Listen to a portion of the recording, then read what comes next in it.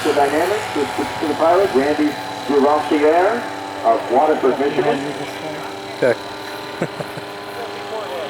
80-inch wingspan and 14-pound airplane. Is Chris Tucker, also of the Detroit metropolitan area. He's with Team Electrodynamics.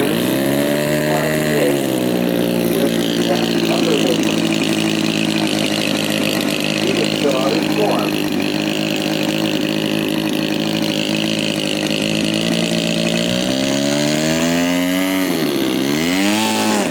What do you have for engines in that, Carl? Fui 32s. Fuis. Yeah, Fuji. Are those the electronic ignition, or are they the mag engines? The mag engines. They're the good ones. No. Really? This plane has seen 14 crankcases over the years. Goodness. Yeah, that's what I said. Good. I used to bring spares along. I don't even do that anymore. Just spare crankcases. That's, oh yeah. That's a new one for me. Yeah. Well, I made them out of eggshells. Get a few vibrations in there. Yeah. Bravo aircraft. Here's the Newport 28C. Safety knob, also 1/3 scale, Malta, USA. Go on, good spot. Get it. Well, I gotta get through that view. Yeah, well, you can. We can just pick it up and carry it over the fence. It's been done. The Parker Newport 28 at the back center is Kirk Hall of Richfield, Minnesota. This is a DA-100 Malta, USA, 1/3 scale Newport 28C. 36-pound airplane. It certainly looks 36 pounds, but there's a lot of wing area there. So it's very light on its feet. That's okay. It's looking good.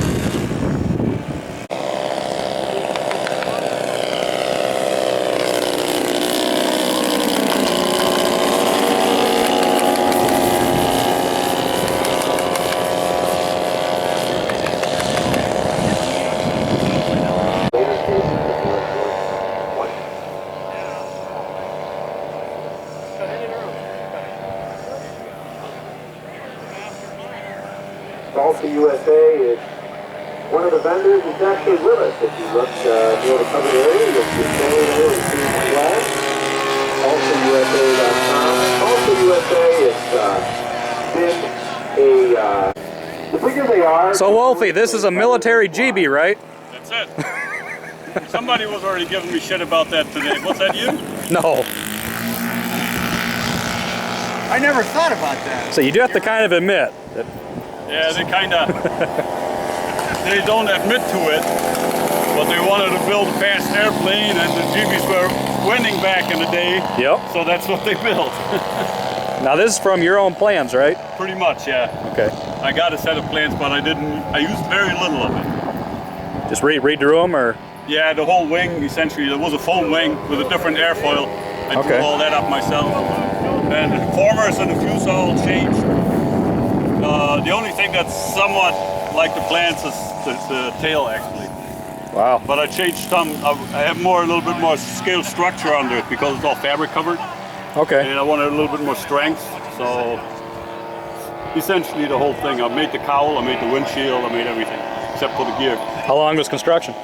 About a year and a half. That's not too bad. Yeah. And you've been campaigning it for a few years. You've been flying it a few years, haven't you? Huh? You've been flying it for a few years, haven't you? Yeah, I had it out here the first time 2 years ago. Okay. But I made it just before Fond du Lac the year before. Okay. Definitely one of the most unique planes at the event. Yeah, I was hoping that Jeff was going to be here. But I asked these guys That's right. He's got a bigger one, He's doesn't got he? one that's another foot bigger and Yep. 20 pounds heavier. So this is over 60 pounds, 66 pounds. Whew. This thing's only 47.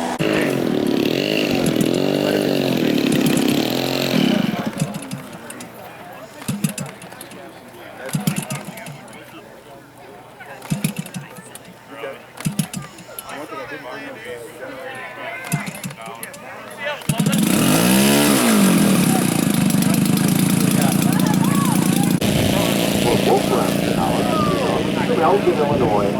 This is one where you said, what that is one of those. Here's a plan.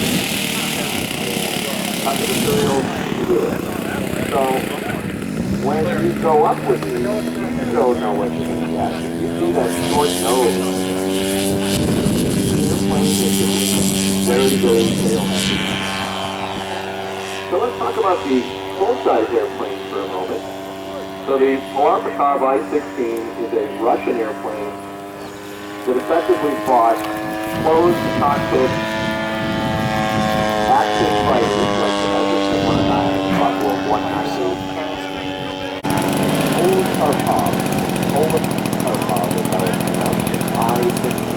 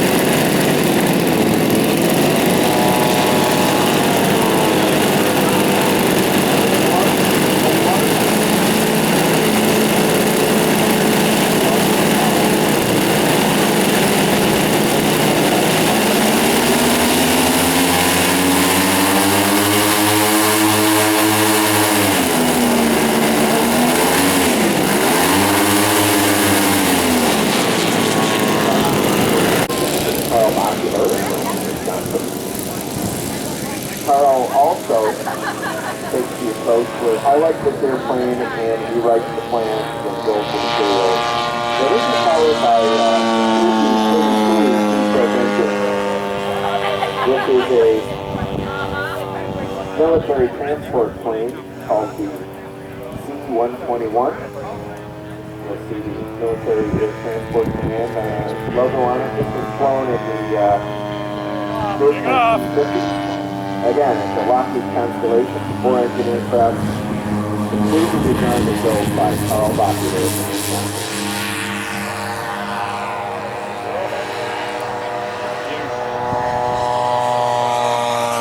And once again, like we mentioned, the seconds are open and we're ready for you. You come now and the boys are ready.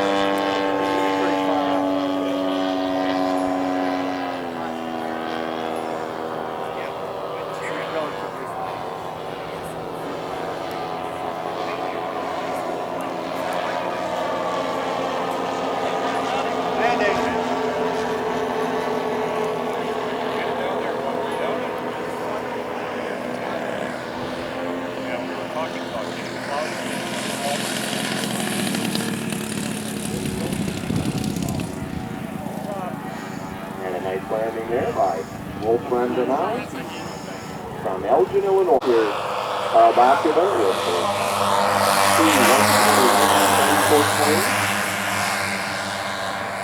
the general rule of thumb with model aircraft is the bigger they are, the better they fly. And, I certainly attested to that yesterday. Very interesting thing. One of my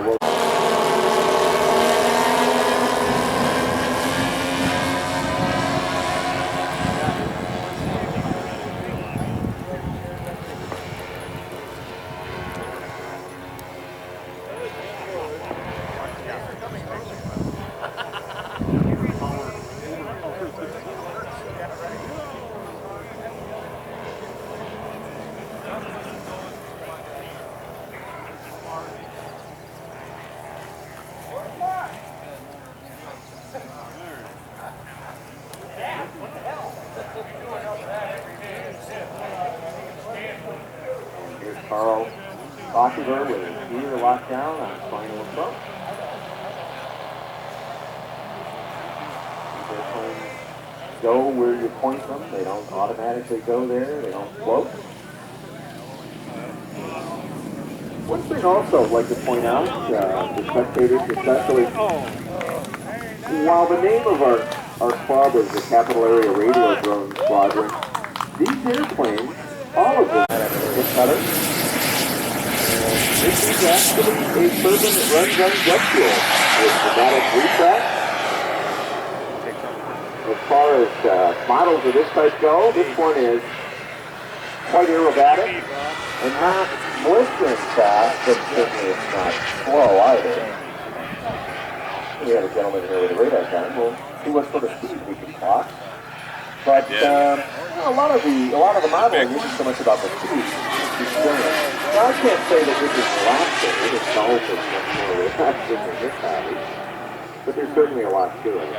Today, and airplanes like this, for us, is that Robert knows where he's going before he gets there. I think in the war movie Bridges of Tokai'ri.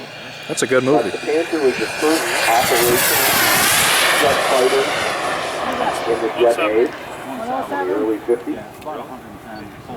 Got a wheel down. I should say operational jet. Either. Yeah.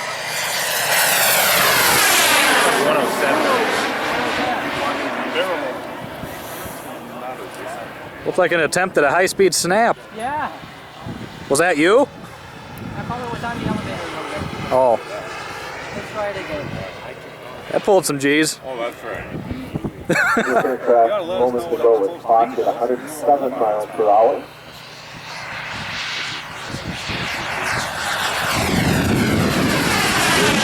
The Panther is a really good design. It has a That was better. large wing area.